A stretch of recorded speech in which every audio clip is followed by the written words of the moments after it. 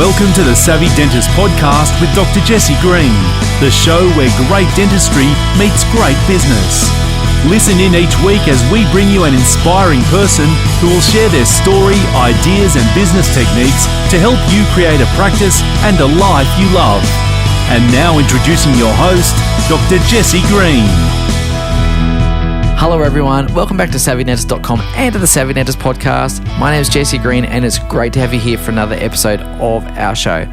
Now in this episode, I wanted to do something a little bit different. I wanted to talk about what's working now, and my hope is that as a result of this podcast, you'll receive some tactics and some strategies that you'll be able to apply in your practice today so that you can get the results immediately. And this episode, the inspiration for this episode has come about because of an increase in the correspondence I've been receiving. And I've been receiving correspondence from all different sorts of practice owners, and they've been, the theme of the correspondence I'm referring to is about white space in the appointment book, and particularly as a result of cancellations. And so what's been happening then is, the front desk people are trying to manage these cancellations. They're ringing other people to get them forward. And the front desk people, the team at the front desk, are really spending a lot of their time, effort and energy making sure the book is put back together after it's fallen apart. And so it's been a really interesting phenomenon because we know that white space impacts revenue. We see gaps in revenue when there's white space. And when there's gaps in revenue, we see gaps in profitability and equally a downflow or downtick in your cash flow. And that is not something that can be sustained, because if we see cash flow decreasing over time, obviously the business is shrinking. It also means that we could run into financial difficulties if we don't address that. So this podcast, really I want to identify the root causes of what's happening and then put in place some strategies and some tactics, as I said, that you can apply so that you can either fix this problem or make sure you don't experience it in the first place. It's really interesting to understand that what people have been saying to me, I totally get. When I ask them what the problems is, why do they think that there's an issue? Why are people cancelling? Typically, they'll say to me, well, Jesse, it's because of the economic downturn. We've had all these interest rate rises and now people are finding their budget stretched and they just can't afford it. And I totally understand the reality. I get that interest rate rises have occurred. I get that some people are genuinely affected in an adverse way with this, and some people are genuinely stretched financially.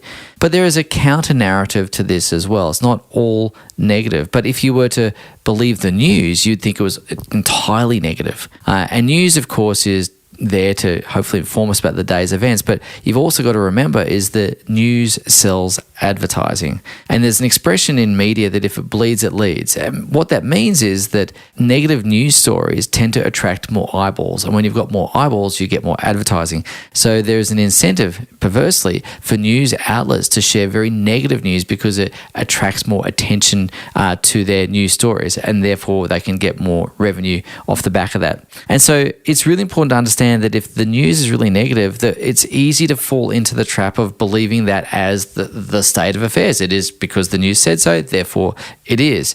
But it's not necessarily that. But the big risk I see is buying into that story and having that negativity become a self-fulfilling prophecy.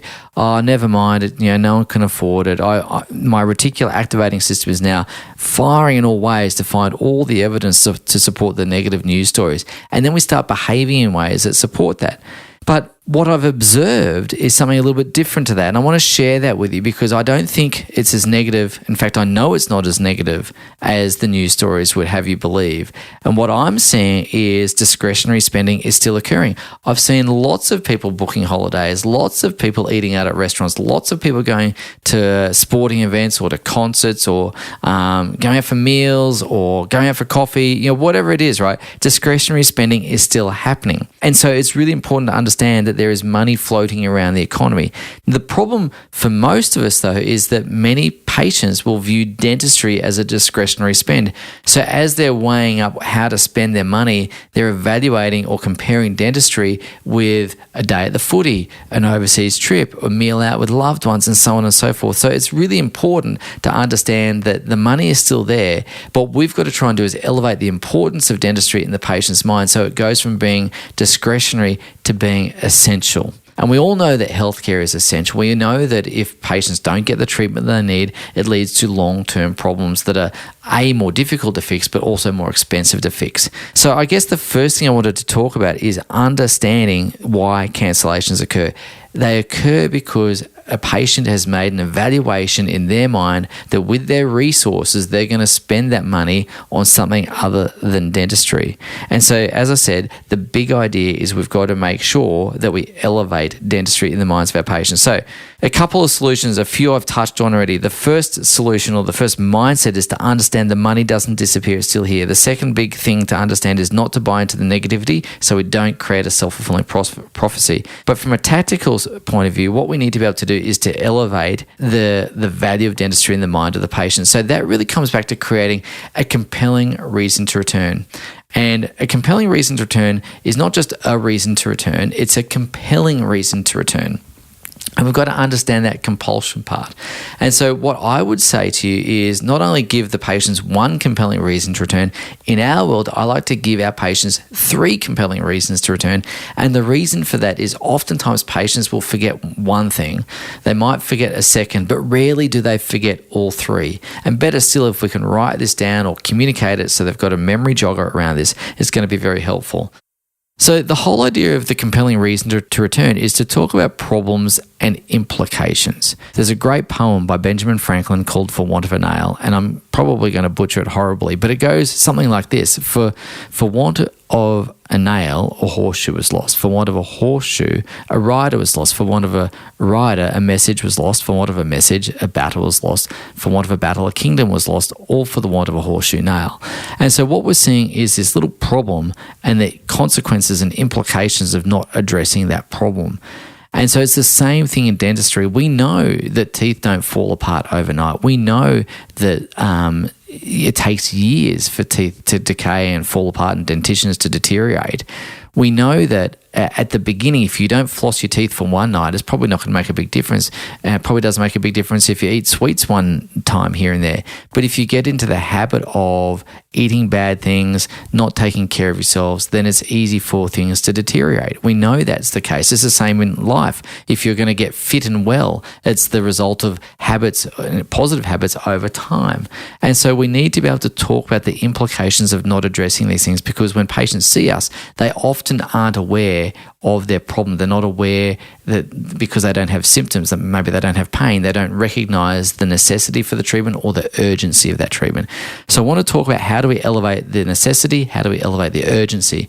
So it begins with identifying the problem, and once we've identified the problem, we then talk about the consequences and implications of having that problem not addressed. And so, again, we're looking at that horseshoe nail and the problems or the problem itself, and then the consequences and implications. So for example, let's just say you've got a crack in a lower molar tooth. The consequence of not addressing that crack could be that the crack propagates. Now, if the crack propagates, of course, the implication could mean we end up with a problem with the pulp, leading to toothache, or it could lead to the tooth breaking. Neither of those outcomes are very good, as you can appreciate. So when it comes to tying this into a language pattern or a framework for communication, we want to talk about the problem, then the consequence, then the implication. We want to reconfirm the date that we want to see the patient. We're going to then tell them what we're checking in about at that appointment, and making sure that we seed concern for any potential treatment that could be due. Now, this is particularly important when we see a recall patient. And what we often find where the cancellations occur are in the recall system and in the hygiene book, if you're running a hygiene system, because sometimes people think it's easy just to kick that can down the road a little bit. And what I'm trying to do is to make sure that we get that appointment booked in and it stays in the appointment book. We don't want it to fall out. So the problem might be, as I said, a crack in the lower molar tooth. Of course, Mrs. Smith, the problem with these cracks is that they can propagate over time, and that could lead to a problem with the nerve of the tooth and a toothache and so on, where we start thinking about abscesses and toothache and the like. Alternatively, cracks can lead to the tooth breaking, and we can agree that neither of those are good. So when we catch up next time in about October, what I want to do is check that crack is stable and hasn't propagated, because if it has, we'll want to jump on it before it becomes an issue. We may even need to put a crown on that tooth to stabilize the tooth. So that's an example of the compelling reason. Now, I would probably also give her a couple of other compelling reasons about different conditions in the mouth. Maybe it's around perio, maybe it's around some caries, maybe it's around a periapical lesion or occlusion or something like that. But you want to be able to have these situations as a bit of a memory bank. So you've you've got a compelling reason framework for a cracked tooth, perio, caries, periodontal lesions, and so on and so forth. You want to be able to kind of have that record and just play it on command, because when you see this condition, you want to be able to follow through with that communication method. And what I've found is if you can talk to the patient about having 3 compelling reasons to return, so 3 different conditions with compelling reasons to return, that will make sure that they elevate the value of dentistry in their appointment book. And then what we're going to do is we're going to have that conversation in the surgery as we do the examination or whatever the last appointment is before the recall.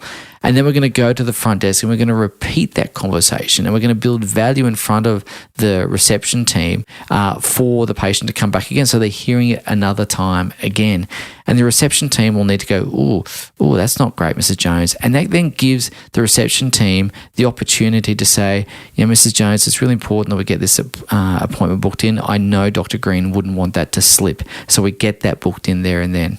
So that's how to create a compelling reason to make sure people come back, particularly for a recall system. Now, the other thing around that, another verbal skill you can use, is what we call building value. And this could be to make sure that the whole treatment plan gets completed. It's not uncommon for incomplete treatment to be a big patient leak in the practice, and we know that leaks in the practice ultimately turn to lost patients, and that's why we want to nip this in the bud really early. But when it comes to building value, let's just say I'm halfway through a treatment plan. And what I would typically do is I'd say, Mrs. Jones, it's great to see you today. We're going to be getting started on the restoration on the lower right-hand side. Really important that we get it done because clearly on its own, it's not going to heal itself. And we just want to make sure it doesn't get any bigger. And then while I'm doing the preparation, the cavity preparation, I'll say, Mrs. Jones, I'm really glad we got onto this today because the decay is a little bit deeper than the x-ray indicated. And had we left it much longer, it could certainly have caused an issue for the nerve of the tooth, which could lead to toothaches and the like, but we've got onto it and that's great. And then at the end of the appointment, I'd say, Mrs. Jones, as I mentioned throughout, it's really good that we got onto this today. I mentioned to you that the decay was a bit bigger than anticipated. It's all been taken care of. It's going to be fine. But now there is a restoration that needs to be done or a filling that needs to be done on the lower left side. And I'm a bit concerned about it too being bigger than the x-ray indicated. So I really want to get onto that as quickly as possible. I don't want that to slip. So what I've done is I've built value for the work that I've just done. And that will reduce any issues around fees. If you've quoted the fee, that's great. Or if you've given a range, it now gives you a bit of price elasticity to go to the top of that range if you need to. But it also creates value for them to come back for that next appointment and complete the treatment that we know needs to be done. And so very, very important to work through. And so this is a bit of a back to basics approach. And so when it comes to white space in the appointment book, it is really important to get these couple of things right.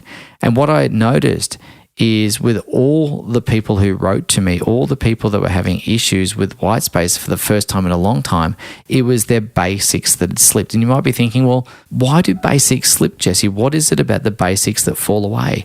Well, I've been reflecting on that too. And what I've concluded is that I think it's because people just get a bit complacent. We get excited by the new shiny things and we forget the basics that actually contribute to 80% of the success. So that means we need to track the activities that we're doing. We need to make sure we are monitoring how well we're building value for our future appointments or how well we're creating compelling reasons to return. We've got to create measurement around that. We've got to track activity around that.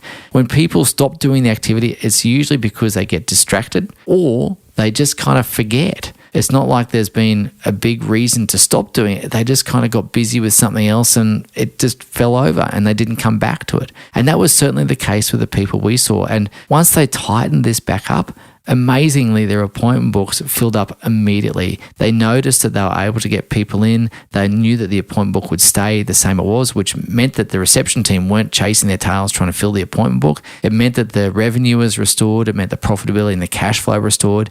And it's a very simple skill to focus on every single day in your practice and track it and measure it. Now, for those people that had already fallen out of the appointment books, we did initiate a reactivation protocol around that and we're able to get those people back into the practice before they lost that relationship with the practice. So that was very successful as well. So again, there's just a couple of strategies for you. If you're experiencing white space in your appointment book, if you've traditionally been very busy and noticing a bit of a gappiness appear in the appointment book, let's go back to basics. Let's go back to those things that we know move the needle on a day-to-day basis, track them, execute them, and you'll see that your books fill up again very rapidly as well. But don't leave it, because if it's left too long, it's much harder to execute. So I hope you find that helpful. I hope that's been a little tactic to help you navigate a bit of a tricky time for some of you, and look forward to seeing you on the next episode of the Savvy Dentist Podcast. Take care. Bye now. Thank you for listening to the Savvy Dentist Podcast. For more episodes, go to drjessiegreen.com/savvydentist. And to discover how to build a high-performance dental practice, visit drjessiegreen.com and download the free report.